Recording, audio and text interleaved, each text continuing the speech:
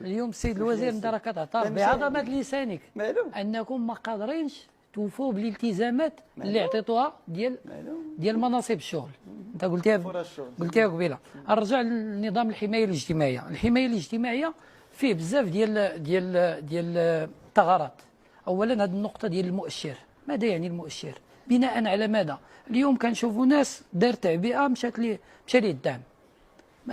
ما عرفتش هذا ملي كنقولوا مشروع ملكي نفتخروا به على راسنا وعينينا، ولكن التنزيل ديالو كاين عند الحكومه لحد الان فيه مشكل. غنرجع عاوتاني لنقطه اخرى، التعريفه المرجعيه اللي كاينه عند الصندوق الوطني للضمان الاجتماعي والصندوق حتى ديال كنوبس.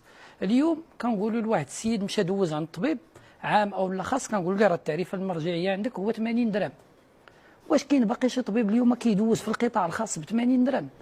و80 درهم راه ماشي هي اللي كترجع ليه لا سي ان اس اس، 70% ديالها على حسب كل حاله وهي.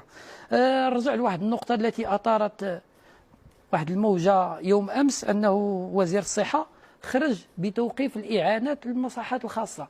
الا يعني هذا السيد الوزير ان الدوله تتخلى على المهام ديالها لفائده الخواص؟ هذه راه رساله. كنا كندعموا المصحات الخاصه علاش؟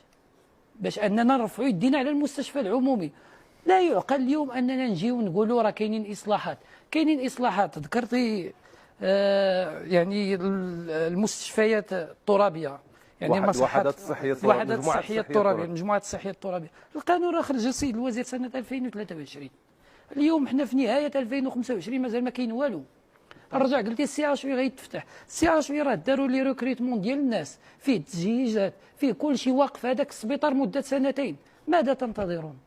ماذا تنتظرون اليوم؟